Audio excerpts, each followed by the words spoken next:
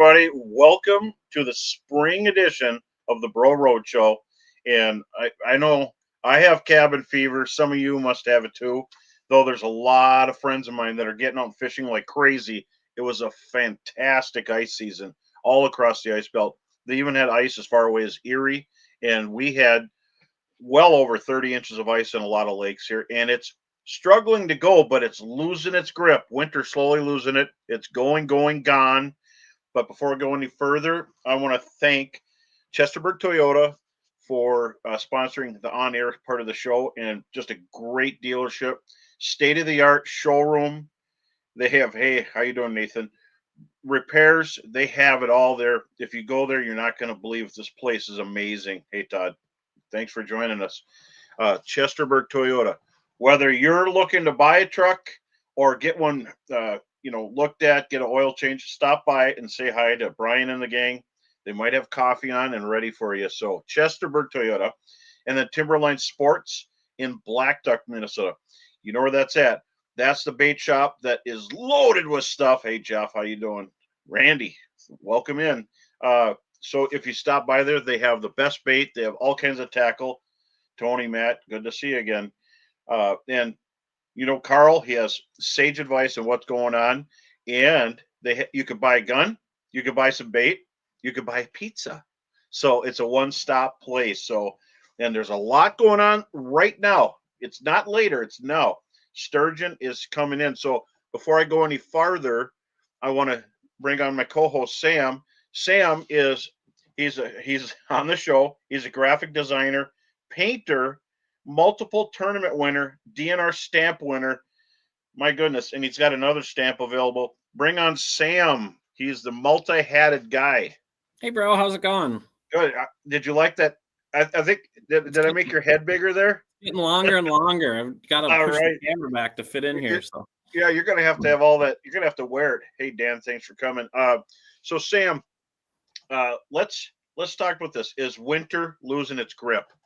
It finally is. A lot of the lakes around the Bemidji area are opening up. I know we're going to talk to Carl in a little bit and get the report around Black Duck. But it's finally happening. It's not all the way there yet. Lake Bemidji is still, I would say, has 75 to 80, maybe even 90% is still iced over, but it's really dark. I think it's going to go quick here. So fantastic. Get a little wind, a little rain. It'll work it over. And there's some lakes here opening up, and we'll talk about that after we bring Carl on. But there's right now, Sam, as far as you've got another entrant into the stamp thing. What do you have? Do you have a picture of it? Yeah.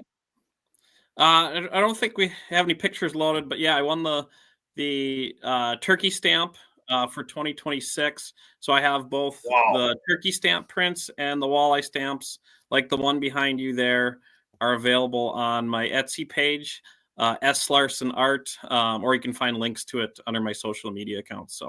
So you're going to be signing some of them, aren't you? They're all signed. So okay, that's them out. Is it a signature? Is it like a symbol or something, or is it like? No, we won't get into that. But anyway, so everybody do definitely support Sam. He is just a great guy here. And without any further ado, let's bring in Carl Adams, the owner of Timberline Sports and sponsor of the show. How you doing, Carl? I'm not doing too bad. Getting excited. I think spring is coming. Yeah, maybe definitely. Even here. And so we were talking a little bit about ice. What are your predictions? What do you see in your area and about ice out? How close are we? I think we're only about 10 days away from open water. I'm hoping even maybe a little bit faster than that. It usually we can look at those lakes that are just an hour south of us if we get into like that Park Rapids area, and those things all are most of them are opened up already. So I think we're usually about 10 days from there, and they opened up a few days ago. I'm hoping that maybe even in the next week we start to see some of our lakes open, which is just about right on par with our average, which usually doesn't happen. It's usually way early or way late, but I think it's going to happen, in the next week to 10 days. That's good. And it seems like it's all over the board. Minnesota is a long state, more than wide. And it just seems like that 1 hour difference from, north of not even Grand Rapids, even farther south, Longville to Brainerd, their stuff's open. And then down, the southern end, it's a different, like being in a different state. And up here, it's still locked up. We had so much ice this year, and what a difference in a short area. Yeah, I've talked to some guys. I was talking to somebody who said they saw somebody mowing their lawn earlier today, just in down by the cities. I mean, they've had open water for quite a while, and we've been stuck with a lot of ice. We've had ice fishermen. I was still leaving our ice fishing up just a week ago. We had guys sneaking out on the ice, but I think that's all over now. Maybe somebody could find a spot that they could get on, but it wouldn't be very safe anymore. So I think we're going to have open water before long, and we'll be out enjoying spring. I like how these people are talking 80 degrees it's supposed to be, or Tony is there, and it's crazy. Just in a short drive, when I was at the hunting show there in down by Chanhassen, and in a short drive, you'd see snow, then no snow, then ice, and then no ice going down, and it's just an amazing thing. And right now, as we speak, there's so much to do here.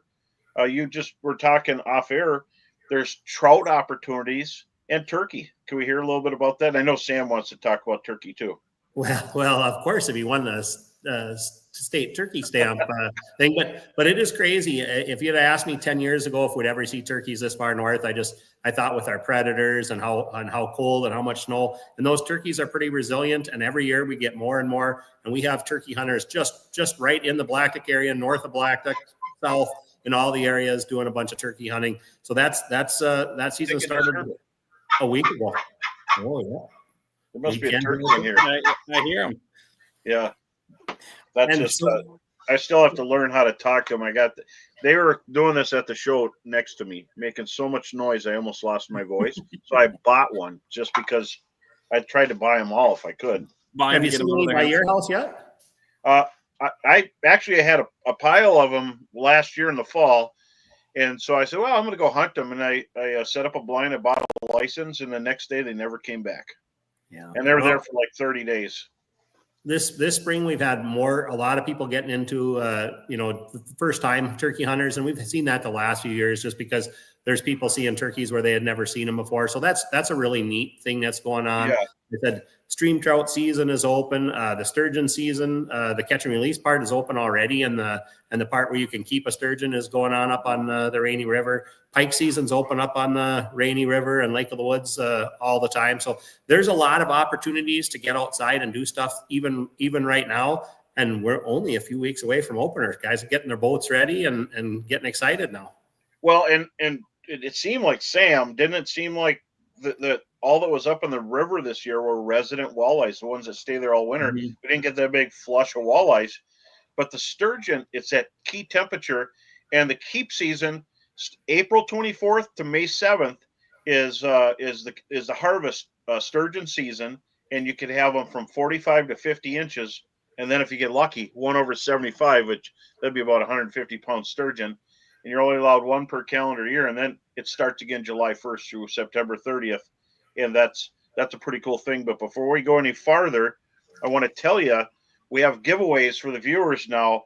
Like and share this show and comment, and you have a chance to win some Northland, like a spring survival kit, opener day kit. Check this out.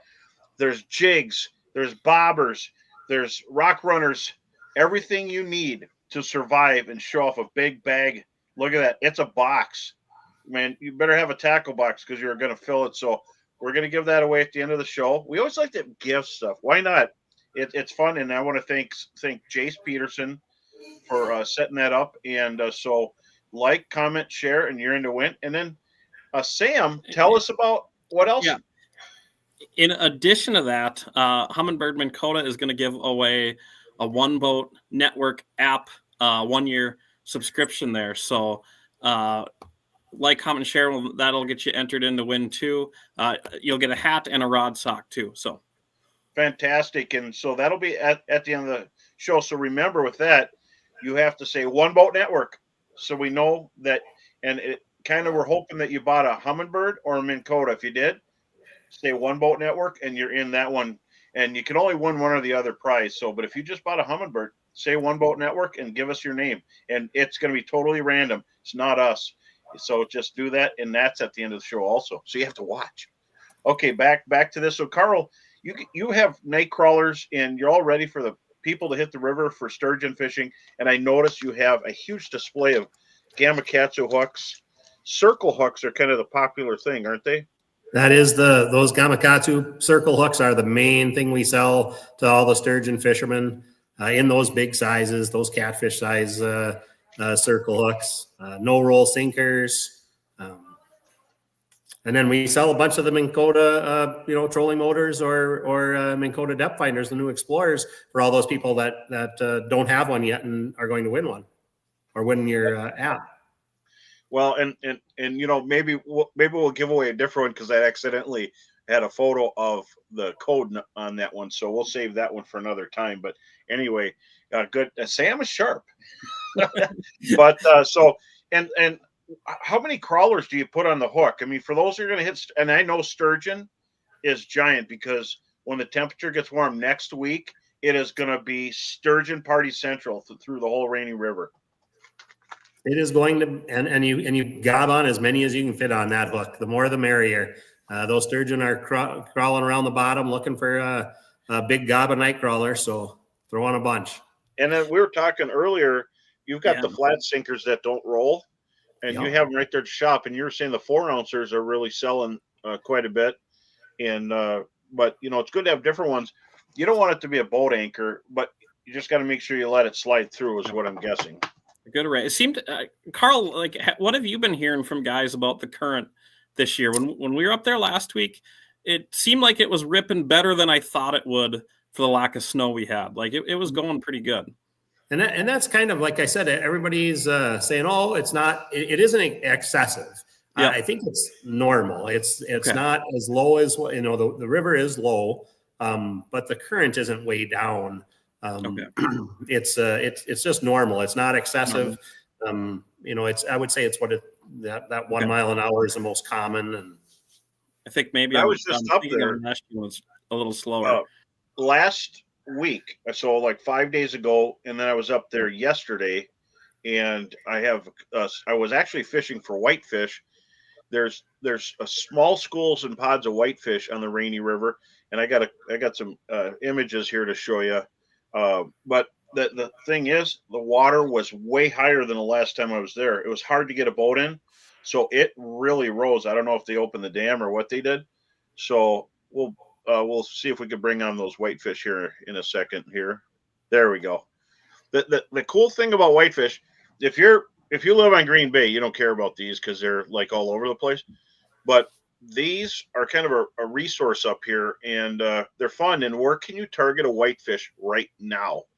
But there's not a lot, but it seems like any kind of granite slab throughout the river, they hang around the granite slabs that are on the bottom on the shoreline. You can see them on the shoreline from the beginning to the dam. Any place there's rocks and slabs, below rapids at the mouths of the creeks, but you'll catch a zillion little northerns trying to catch them. But once you know they're whitefish, because they change directions, they follow and leave. Those are whitefish.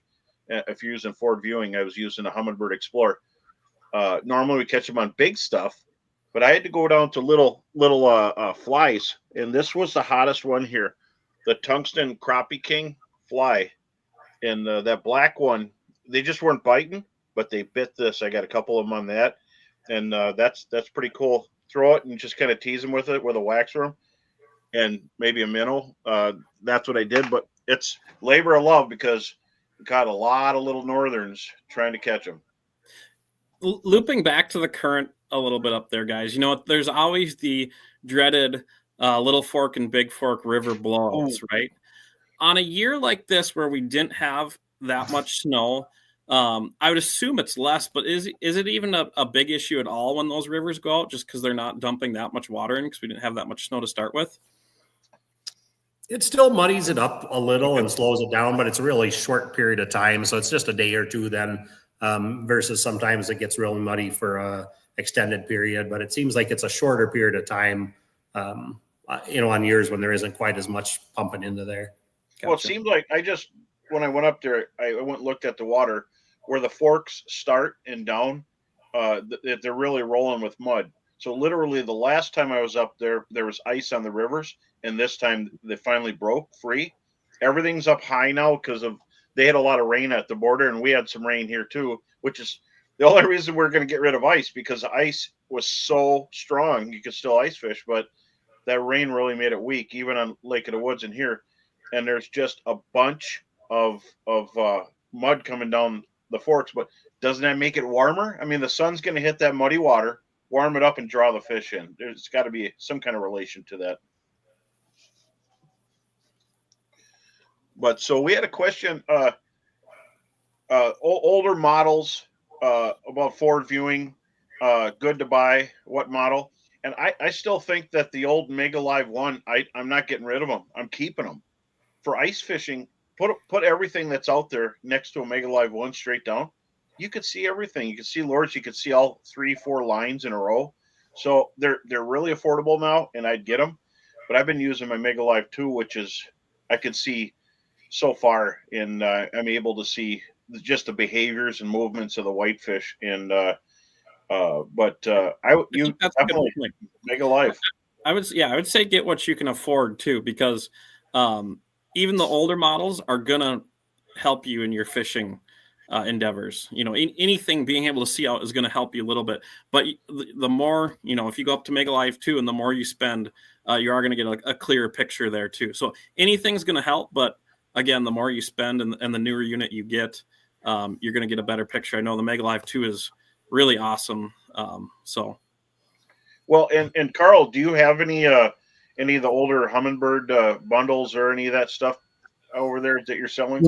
We still have some of the Mega Live, some of the ice fishing bundles, that came with everything where you just had to add your helix. We obviously most of the guys now are still looking at the Mega Live 2, especially the guys rigging their boats right now. It's that time of year. Everybody's getting excited about spring coming, all this nice weather, and the lake's starting to open. People are trying out the new Explorers and Mega Live 2s. I don't know how many of them got to use them on the water very much, but they're all just getting ready right now. So yeah, when I went into your shop, the next time it came through, they had sold, and so they're just selling right off the shelf. The nice thing is they come with a chip that is all inclusive of the area, which is what I like. You just buy them and go, and you just plug and play. You don't need to be a scientist to hook these up anymore. But if you are not sure what to do, there's a guy in Bemidji that's probably the best in the Midwest, Dan Fuller. He's got Black Sheep Outdoors. Definitely go there because he did my boat, and that's why I won't sell my boat, because it is just amazing what he did last year, and I'm keeping it and using it a little bit longer. But those Explorers are pretty cool. But anyway, moving on. So there's trout opportunities, and I don't think people think of the Black Duck area as trout opportunities, but you actually have quite a few different areas for trout from where you're at to west and south and even north. Yeah. And again, it's not something that we see a lot of people going out and doing, but there is a little river between us and Red Lake that they stock with some trout. There's another one over by Clearbrook that they stock with some trout. And there's a bunch of them south of Bemidji, in that Park Rapids area. So there's areas where a person can get out early. I've had some years where people have found some whitefish in some different river spots. People have found perch in some in some of the different rivers that are around. So we'll see people now, especially the nice weather is getting people excited, getting them outdoors. And we're going to see people doing all of that kind of stuff. I said the turkey hunting, there won't be long, and we'll be picking morels and doing all of that. And outdoors this time of year right now, I did see a mosquito, but we don't have very many mosquitoes yet. Don't say it. I haven't even seen very many wood ticks yet. It's a beautiful time of year to be outdoors. I love it. And we had a question. Someone want to know, what's your go-to bait for trout? So we'll talk to you, and then I'm going to ask Sam that, because I haven't been lately for trout. Bait or usually lures. Just a little rooster tail or something like that when you're fishing in those streams. A Castmaster, any kind of small spoon can catch them. And I don't do it a lot. It's just something that if it's a nice day and you're looking for something to do, it's one of those different species that you can go chase. Well, that's really cool. And Sam, you dabble for trout, don't yeah, you? and I'm on the same boat as Carl. That just a little inline spinner, I think, is the best way to do it. Seems to work almost all year round, and you can keep it high up in the water because those little trout streams are shallow and full of snags and whatnot. So buy a couple of them. Go up to Timberline and buy a couple because you're probably going to lose some. But definitely an inline spinner is my go-to.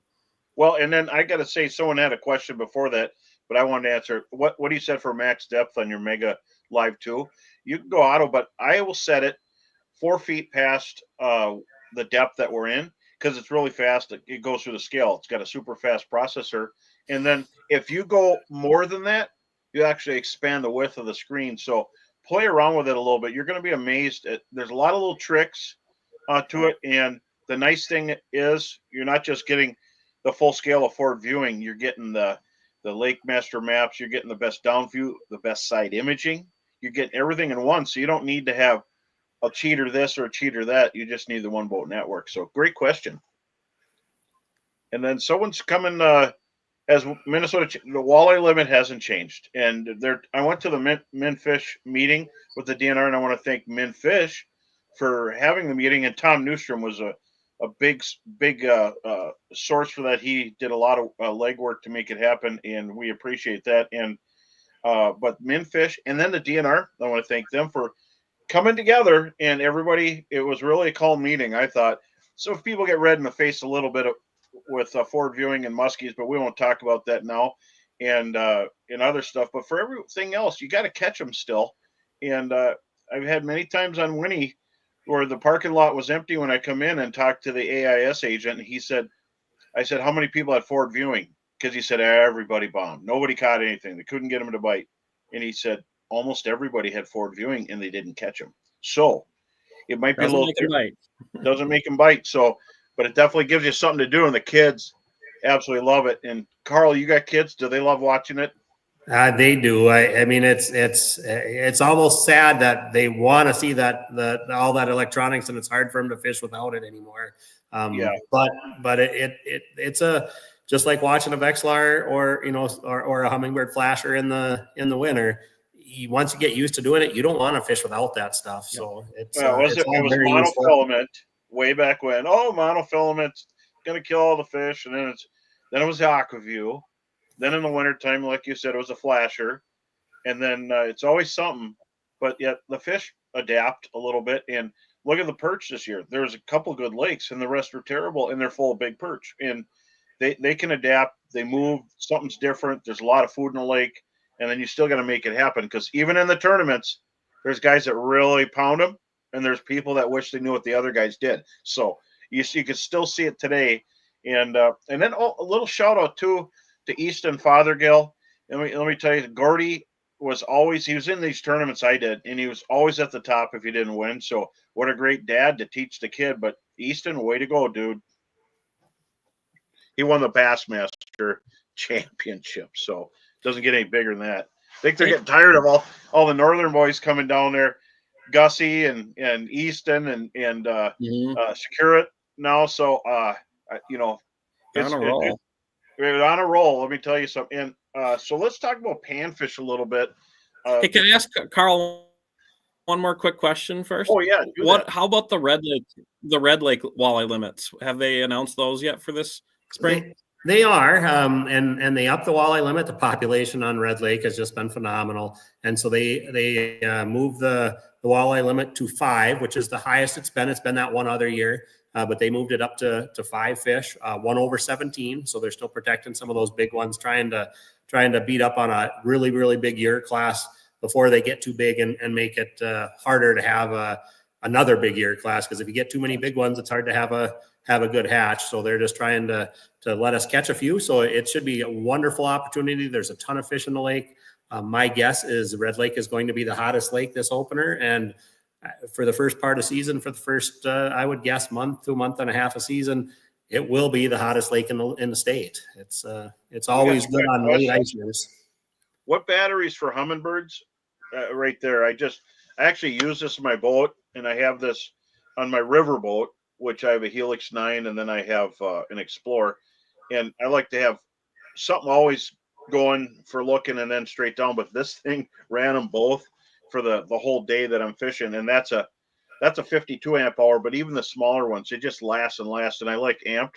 They're light. It feels like a just a box, but they're just really changed everything. And I remember how expensive these lithium batteries were at one time, and I just said that is something we need as guides. Now they're affordable. They're a quarter the cost they used to be, so it's fantastic. Bro, and when Dan rigged your big boat, did he put a dedicated battery for just sonars in that, or are they running off your big amps you got in the back for starters and that kind of stuff? Well, in the past, everybody ran their stuff off their starting battery, which is crazy now when you think about it. He ran from amped. I got a 12 volt, 160 amp hour, so I could run all three of my big screens. Okay. And just run them all day, whether I'm in a tournament. If I'm guiding, well, I'm there to help them. So I run my screens, but I don't do the front unless someone wants to look at it. But I control my boat. I want to tell you where to cast. I'm not going to, let someone just run the boat and I'll sit there. So, but I'll leave my screens on, and that 160 amp hour battery runs them all day. And so no more problems. So if you're having troubles, just remember, if you go by Dan, he's going to say, get a designated battery for your boat. Do not hook it up all in one thing. And he's really good at rigging. So, but you got to get on his schedule. He's a hot potato, and he's so reasonable. So, but that's a good question. And then someone is saying, do you think there's going to be more pressure on Mille Lacs with the new limits? And I think with Red Lake and Mille Lacs, I think it's going to disperse anything. What do you guys think?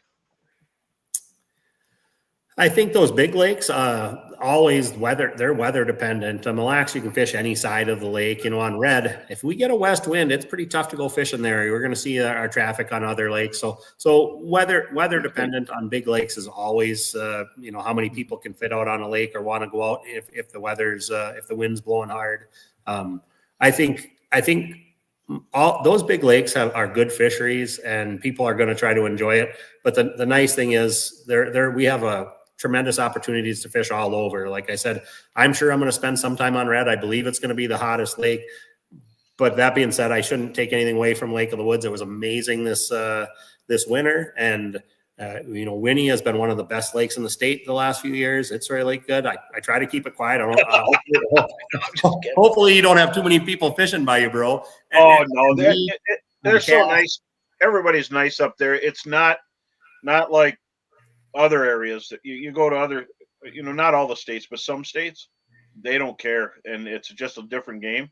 Everybody's so laid back here. Even the people who aren't from here, they just get laid back just by being around it. And I got to say that you don't get that roving, raging thing. Once in a while, someone will use their forward viewing to see what's under your boat, which that's kind of creepy. Don't scan under my boat. Don't look at my fish. They're mine. No, I'm just kidding. But it is strange with all this technology.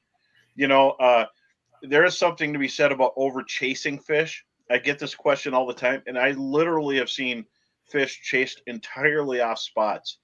And Carl, you did great in the that Bemidji tournament, which is a super tough tournament, and you just turned off everything, didn't you? And 2 years ago, I had a really good day, and that's I just said, you know what, I don't want to watch forward facing sonar anymore. We're going to sit back and rig like we did in the old days. I knew there was fish in the area.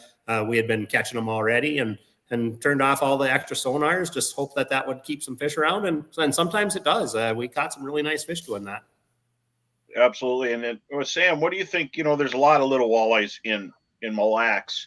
Mm-hmm. And is that limit going to help that and save the perch and all that stuff? It's really I've been going down to Mille Lacs for probably almost close to 10 years now. I make 1 or 2 trips a year. It's been even when it was the dog days and you couldn't keep a walleye. It's always been phenomenal fishing out there. And like Carl said, I think the great thing about these big lakes is when they're going, they're going. And I really don't think fishing pressure slows them down just because they're so big.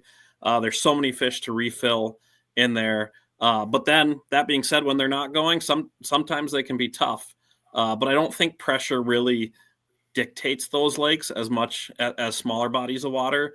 So yeah, I think it's going to be good, and it's good to see people being able to go up there and catch some fish. I'm looking forward to open water all this talk. So well, and this is crazy too, because I got to tell people, we got the retailer here, Carl, and we got Sam, who's he's digital imaging, design, painting. Well, these guys have won tournaments. Carl has finished high, and remember the FLW walleye tournament? I mean, on cast, he was in second place. He should have won. He had all the fish, and then he's been to Erie, he's been to Green Bay, and all these places. There's a lot of wisdom with these guys here, and I traveled there too. And sometimes I would be at the top of the page. Other times you'd have to turn the page upside down. Then I'd be at the top. But you know what? Everybody has a space to fill, right? But nowadays, we all have them, right?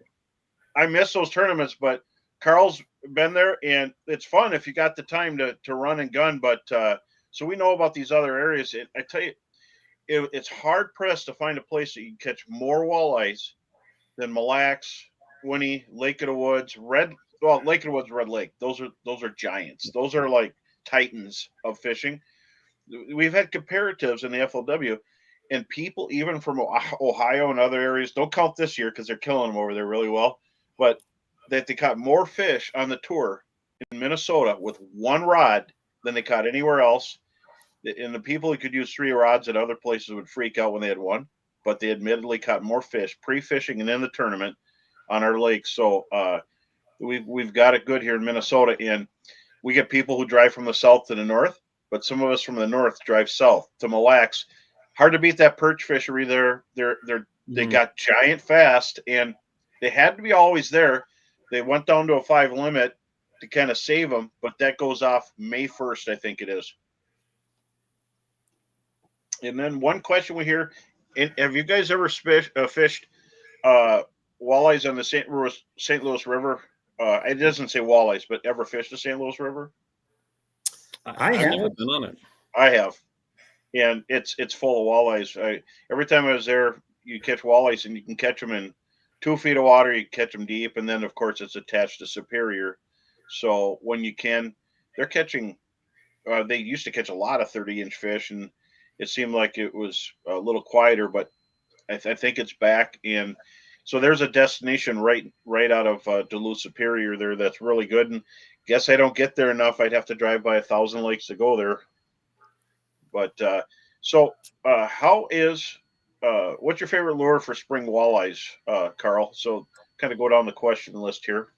Well, I don't think you can beat a jig. And, years ago, maybe it would have been the moonlight jig just I a lot of times would just use a gumdrop or, the inexpensive Northland jig because I knew a lot of Northerns were going to bite, and I didn't want to have to waste any extra money, and I knew I was going to catch a lot.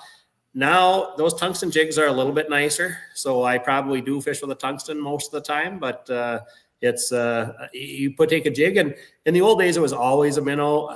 Plastics have gotten so good. All the new plastics. It's hard not to fish with the plastic a lot of times, but there's a time too when a spot tail minnow is going to catch everything I need to. So, and the eye candy. If you would have told me that there'd be stuff like this years ago when I was using soft plastics, a lot of crazy stuff came out of Japan at the time, and it seemed like everything was hard, and then you'd lose every tail on all those baits. They're soft poured, and this one you could use one for like the whole summer if you don't get bit off by Northern, this eye candy plastic. But it's amazing. I would have never thought in the past that you'd have something indestructible.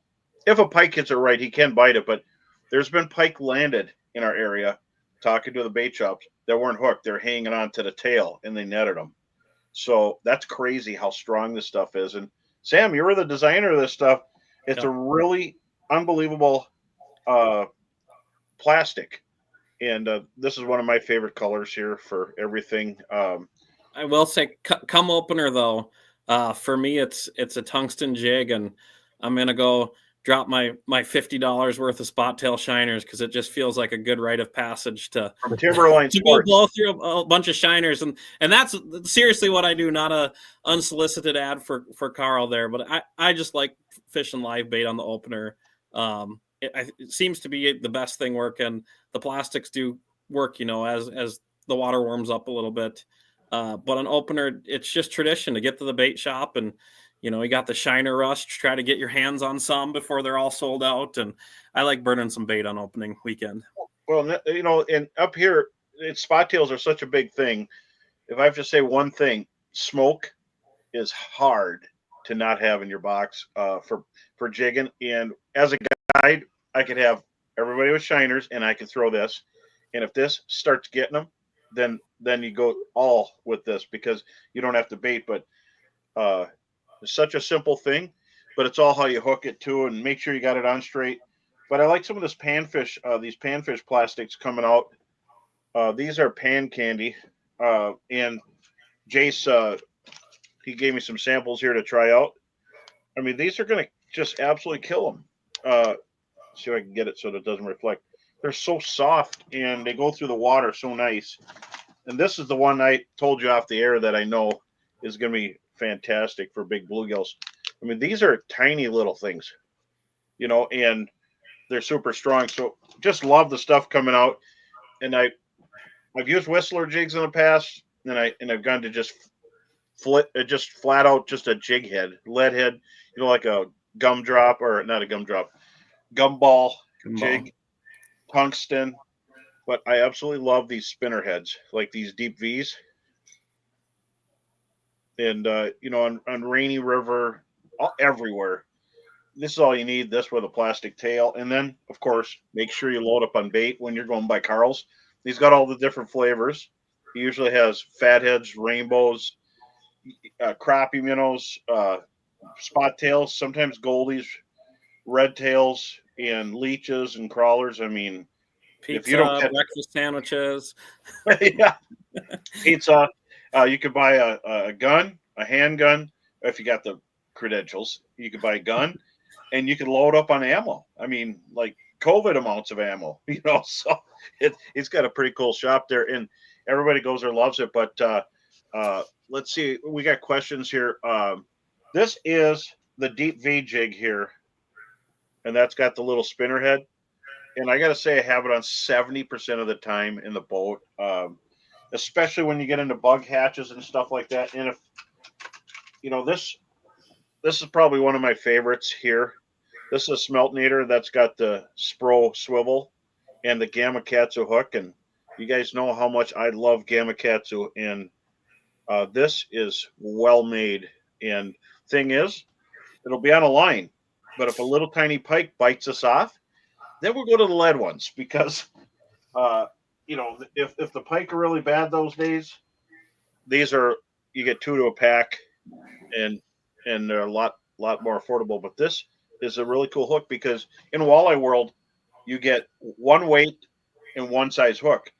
But with this, you get multiple choices for different size hooks for bigger plastic, bigger minnow, and they got a hook big enough to handle a red tail. But so that's if that answers your question. Bro, I was wondering too, but we had a question come in. How do you fish with the deep V spins and the Smeltinator underspin? Is that a bottom thing, or are you keeping it up a little bit higher to kind of imitate bugs and minnows swimming? Well, I throw past the fish. You throw past them, and then you jig it real high, let it sink to the bottom. Then I hop it up, and I just slow roll with a swimming move. And if you do the swimming move, because stuff doesn't go like this in the water. It's like leeches and minnows, and you'll just see them come up and crush it. And a lot of times, there's days I'm not looking where I'm casting, and I'll cast where there's no fish, and I still catch them. I think they see it from a long distance. Water's going to be super clear this year because we have lower water, but we still have algae in the water, so that'll green up, and hopefully. When you're dealing with zebra mussels on a lot of lakes here, the water is like the Great Lakes, super gin, aqua blue, and you can see the bottom from a great distance. And in the spring, the fish are spooky. Don't run them over. Stay away from them and cast to them. And most of your technology now can see them. And the worst thing you can do is run them over repeatedly. And so keep your distance. And if you have a Minn Kota motor, if you're one boat network, you could drift, and the Minn Kota will hold you on a course. That drift mode's amazing. And so if you get a lot of people in one spot, you put it in drift mode and drift, and you'll get individuals or groups of 2 walleyes here and there. You'll catch more than when you're in a group of walleyes, a big group with a group of people. So sometimes we like to drift in a controlled drift using the Minn Kota. And I don't know, have you messed with that, Carl, at all? I haven't yet. No, I haven't. I've been hearing a lot about it and hearing some really good things about it. But well, and then the smeltinator, the mostly quarter ounce. I'm using a quarter ounce, and and I use them basically the quarters in end of June throughout summer into the fall, because you're reeling faster, and if you use too light of a jig, it makes it rise up in a water column. So let's remind people about the prize pack. So tonight we have a huge Northland prize pack. It's a spring survival kit. So like, share, and comment, and you're in to win this. It's everything you need for opener day and then some, plus a pretty cool hat. Check it out. A box full of tackle, from jigs to rigs and everything. Slip bobbers, you name it, butterfly blades, deep V jig. So get ready. And then Sam, we also have a second one. Second one, comment One Boat Network, and that'll get you entered in to win a year subscription to the One Boat Network app, a Humminbird hat, and a nice little rod sock there. So perfect. And so as far as speed goes, the speed that the fish want early on, you could see the walleyes in some of the lakes we're at, and they're coming in, and they'll slow down as they get closer to the boat. You don't want to bring them in too close. If they're swimming slow, let it hit the bottom and let them catch up to them. That's all you got to do. They're slow and they're moving slow, and I've seen them many times. They'll pick it up off the bottom or when it starts again. So cast far and take your time, and then when summer comes, you burn it back. So, and most of the time, we get this question: how deep do you fish? What do you say, Carl, from spring to fall? What are some key depths? Well, we're going to start out really shallow, and it can vary from year to year what that really shallow is. But it's obviously a little shallower on red. It's going to be 2 to 5, 2 to 6 feet on red. You get to a lake like Black Duck, it might be 2 to 10. I still remember one year on Black Duck where the went out there. The ice had just left that day, and I went out right at season opener and cast a jig in plastic, and your plastic had to just about hit shore to have a fish bite, and then you'd catch one every cast. But generally, our fish are in that shallow, warmer water. 6 to 10 feet of water is going to be what most people are fishing on our various lakes around. So that's true. And I have talons on the back of my boat. Love them. Coolest thing ever. There's always a lot of cool things in fishing. Press a button, you're anchored up. And what's nice is if you get 2 of them, you don't spin in a circle when the wind's variable. So you can lock down and pitch quietly to a distance. So, and I could do this all from the front of the boat, the middle of the boat. And even if you don't use the talons to fish, for launching your boat, tie the rope, let it off, hit the talons so it doesn't bang on the dock. And it's security. And a lot of people just have even one for boat parking. And I think it's super important. But remember, folks, this Saturday, the 26th coming up, I'm going to be at the St. Croix pre-opener event. And this is a cool thing. There's going to be Joel Nelson, Jason Halfin, and we are going to be – there's great deals there. There's seminars. So stop in and visit. We'd love to show you all the stuff. This is at the St. Croix factory. So stop in. It's a big thing. It's the first annual event there. And they're going to have fried fish there with a catch and cook on them. So it's going to be just a great event. I'm going to be there. I'll probably be first in line for those fish, or you better not let me there. I'll have to wait till everybody gets theirs. But it's at the St. Croix. It's like the customer appreciation day, but it's a pre-opener event. So stop in, and we know that Jason Halfin is a technological angler, and Joel Nelson's a fountain of information. Probably have some OnX stuff to talk about. and I'm going to talk crappies, panfish, and walleye. So we'll see. You might have to bring a cushion to sit on because that's going to be a long one. I'll tell you that. So let's get into this a little bit. We don't have a lot of time, but so I just want to talk about one of the St. Croix rods. I can't wait to try. This is physics, and it's the handle is designed to fit the human hand. So there's studies about this stuff and that come out of it. But this rod is so futuristic. This thing is like I would want to say it's like a karate movie. It's Show like off that grip a little more, bro. Even the rear grip has got a wild trigger on it. Yeah. The cool thing about this is with the other hand, you're flipping the rear grip, then it fits there. So you can really snap it out there, and it's just super cool. It's kind of a martial arts movie meets Tron. It looks like some nobody knows what Tron is. Okay, so that's a bad one, but the design, it's real grippy, but it's also got that shape that's no fatigue. So I'm excited to try it. I had one for bass fishing, but this is more of a walleye one with a lighter tip, and then I've got my 7 reel on there, and affordable and great bearings, great drags. I love it. So I'm excited about that. It's exciting when you got light tackle, whether you're fishing bluegills or crappies or walleyes, and get out there and do what you can with light rods. So what rod for jigging? Just remember, I think medium extra fast. What do you guys think? That's the kind I use. Yeah. Maybe unless I'm digging for those big crappies, because then I was excited about all those panfish rods that St. Croix makes, and I'm excited about crappies already because it's not too far away. We're going to have open water. Yeah, and you're going to have. There's actually, and I enter it. I didn't win it, so I know I love my crappies, but tournaments are tournaments. Someone surprises with a big bag, but they have a spring crappie tournament at Timberline Sports, and I invite everybody to go do it. It's fun. Then they have dinner afterwards, and so I'll let Carl explain it.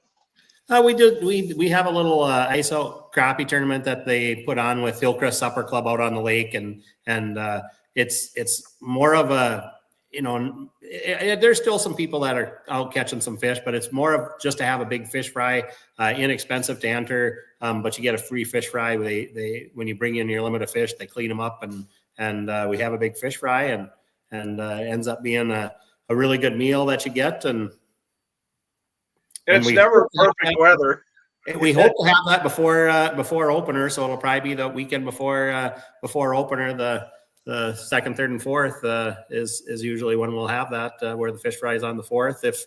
If weather permits, we have to see it warm up just a little bit so we know we can have some open water. And everybody's just eager to get on Red Lake because the big slabs are out there to win this tournament. But it's all weather related. If it's really windy, you can't go there. And hey, cold water, warm water, you got to figure it out. And the thing I like about it's so affordable to enter. What is it? What is the entry fee on that? I think we were at $20, so pretty inexpensive. Yeah, wow. Just you don't win a whole lot either, but you get to enjoy a big fish fry and the boats in the parking lot. Some look like it's a pro walleye or bass tournament, and some look like they got silicone holding them together. So it's really a cool tournament. Bring your kids, family. It's not about being the sharpest elbows out there. It's about having fun, an excuse to go out and panfish, catch crappies, and have a nice dinner later. That's a really cool thing at Timberline Sports. So let's see if we have any questions. We're getting really close. So we got 10 minutes here. Let's talk about early spring panfish presentation size. Do you guys like getting really micro, hanging stuff under a bobber? Are you using bigger stuff? How does that play out for you? From the day after the ice goes out, I usually enjoy fishing with any of those plastic, all those new panfish lures that Bro was showing there with those little tungsten jigs are gonna catch a lot of fish. You have to change your size based on how deep those fish are in.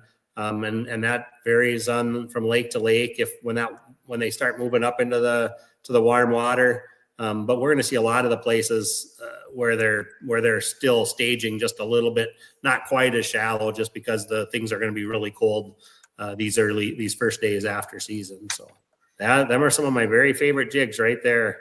Tungsten, and that was that's a really good one. Bubblegum, and crappies just love pink, and then sometimes just the jig head, the Crappie King jig head, or with the feathers. Is pretty hard to beat, but like you said, the plastics are nice. I've never had a fish spit out plastics. Some places, even this 3.5-inch minnow, they'll just lunch it like you wouldn't believe. Other places, smaller plastics like 1.5 inches will make a big difference. But this one's going to be a good one for perch next fall. And I know Sam, I take and I cut up plastics to make little crayfish baits, but that's going to be a good one. And that was my favorite one all year round for panfish. Yeah, it's that one, and they last forever too. And that's a grub. Here, let me get it here. This is right here, the larva bug, and this is pumpkin. I'm telling you, they got a little bit of a glare here. That pumpkin's going to be a hot one, and it's just a little 1.5-inch grub. That on a tungsten jig head is really going to kill them. So looking forward to it. And of course, light line. If you're fishing panfish, lighter the better. It makes your lure fall better. And then loop knots. Tie it in a loop. You could loop knot up on line. Be too hard to show you right here, but loop knot allows your jig to move around a little bit. So let's talk one more thing here before we go. Spinner heads and also clip-on spinners sometimes make a big deal. It's different on a little lake. You find the fish and you try to get them to bite. But on Red Lake, what have you noticed, Carl, when people are searching for those big slab crappies? How do they do it? Well, a lot of times it's finding that warmer water just to see them. And,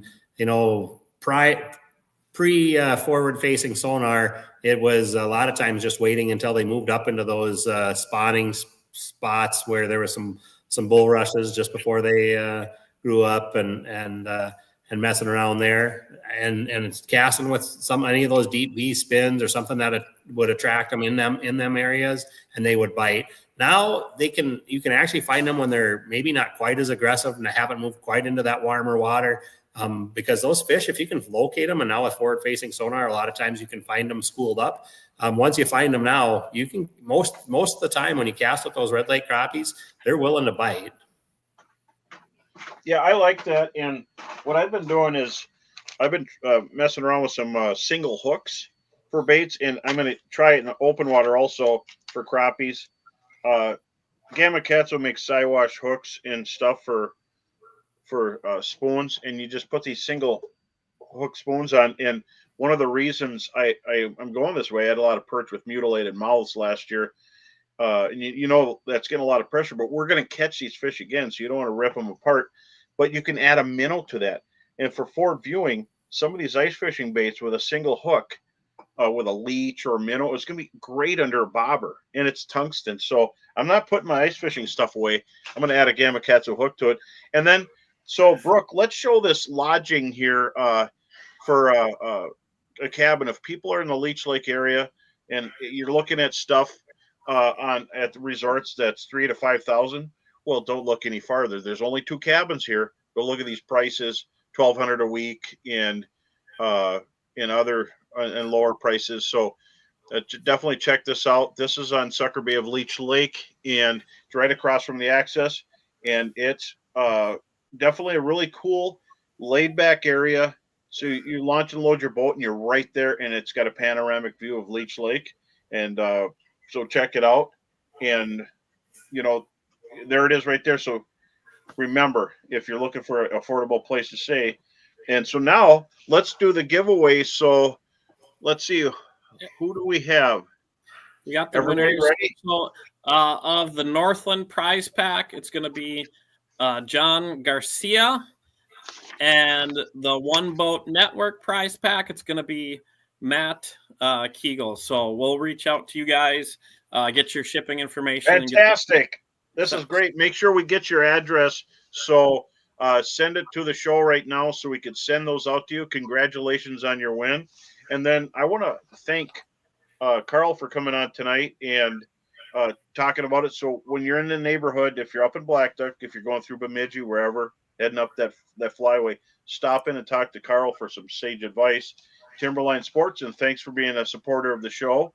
And then also Chesterburg Toyota, state of the art place. If you're in the market for a new car or a used one, or just need to get an oil change, they have a state of the art showroom, a really, really great place to go get stuff repaired, and just cool people. Chesterburg Toyota, they've been there forever. They're Brian and the gang will take care of you. Stop in, say hi, buy a car, get a cup of coffee. And so you can do both of those things in the same day. Then I also want to thank Brooke, our producer, Sam, my co-host, very sharp in still winning these all these turkeys. You won the turkey from Minnesota. So tell people how they can get that again. Yep. So I sell prints of my turkey and walleye stamp on my Etsy account. Go to Etsy. It's S Larson Art, Larsen. Or else you can find my social media pages, and there's links to it there. So prints are available, some framing options. Yeah.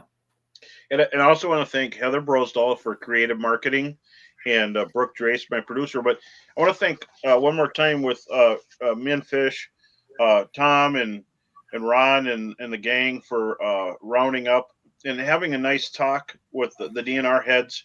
And this is how you get things done. And they just want to, they're working together. So I got to thank the DNR for coming together with Minfish and getting stuff done, repairing places, fisheries and hatcheries that are really run down, and fixing boat ramps and making accessible areas for people to fish. So if you're not part of Minfish, you should join it. And I can't see another state that wouldn't need something like this. It's fantastic. And I was at the meeting, a lot of great things happening. So Minfish. And other than that, this week we'll see a Sunday at 7. So this is a special one here for now, but it's going to go back to Sunday at 7 o'clock, and the Bro Roadshow will be Sundays from now on after that. For the few minutes left, Carl, what advice would you give people first time sturgeon fishing up at Rainy River? We got a couple of minutes here.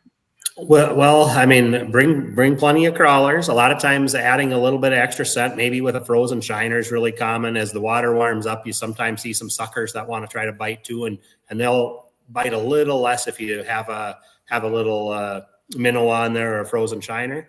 Find one of those holes. A lot of guys, prior to forward-facing sonar, the side imaging was a big thing because guys could drive around looking those deep holes and see which ones had a bunch of sturgeon in. Sturgeon are big. They show up on a lot of that stuff.